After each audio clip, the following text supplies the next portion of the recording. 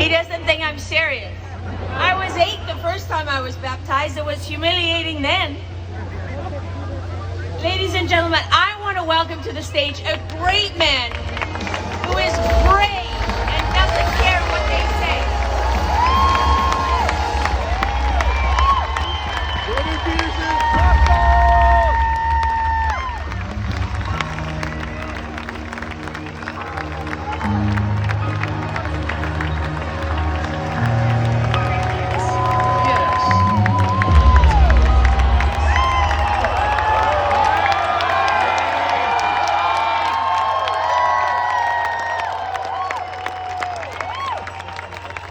Hello there.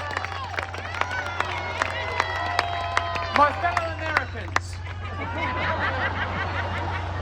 It's so lovely to be part of a double act that would have seemed somewhat unlikely just a short decade ago with my esteemed colleague and fellow clinical psychologist, Dr. George Pederson, everyone.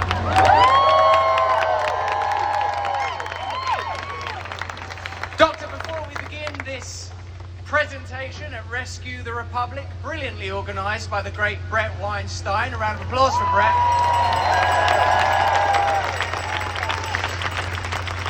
I'd like to allude to the fact that it can't have been easy for him to get licensing and permit for this event, when surely at some point he'd have had to have explained what its purpose was, its proximity and its location.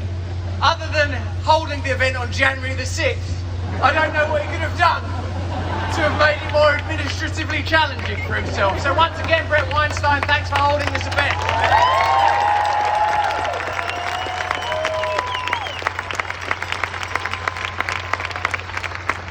Dr. Pederson and I have been on a rather unusual journey. I don't mean literally, we arrived separately, but by God we'll be leaving together, won't we, Doctor? To arrive at this stage. I'm an Englishman, I'm not from your great country, I admire it and you very deeply. I'm not traditionally what you might regard as a Republican or a Trump supporter. I have arrived on this stage via Hollywood, via liberalism, via all sorts of images of freedom in the form of decadence and Epicureanism, the mindless pursuit of pleasure as a god. But I stand before you today, thankfully with a professional psychologist, because I could go crazy at any moment, baby. Because I admire your spirit of freedom and your liberty. And it seems to me that once the MAGA movement is joined by Robert F. Kennedy,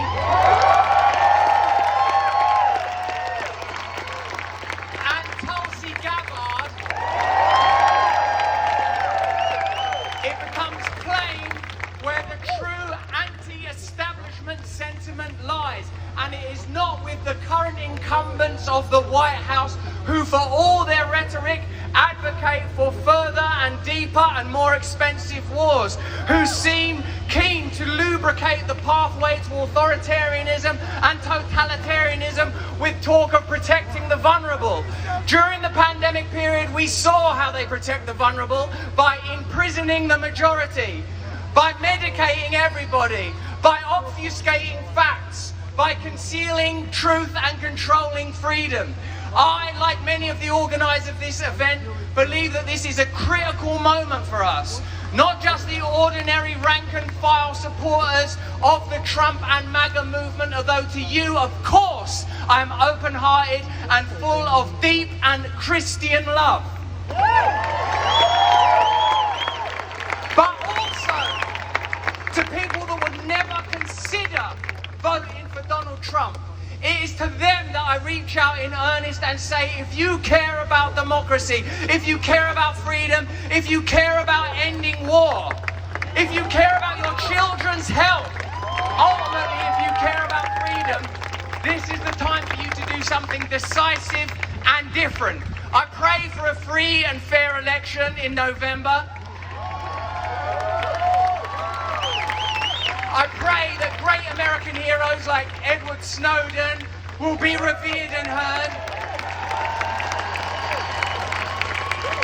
That international martyrs like Julian Assange will be accredited.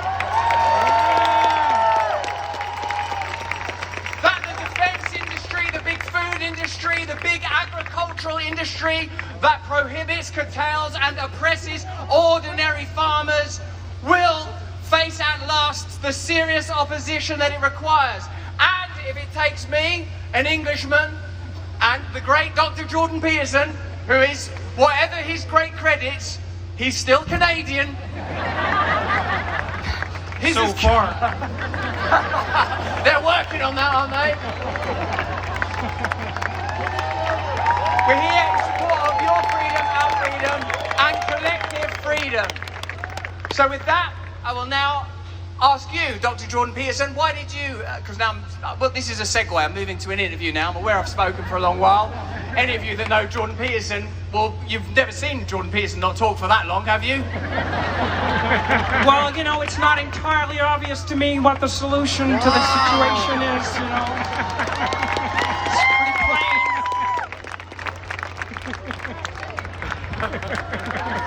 I know you've got a microphone, and I've seen you defend yourself against English broadcasters extremely well.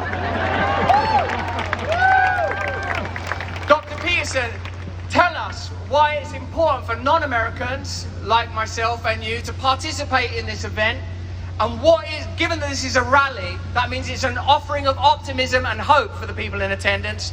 How do you believe that we should start off our conversation, sir? Well, whatever is happening here is emblematic of something that's happening all over the Western world, right? I mean, it's exemplified by the political process in the US, especially as it leads up to the election, but all the things we've been discussing today are both broader and deeper issues than the mere political. And so they are of international concern, and of course,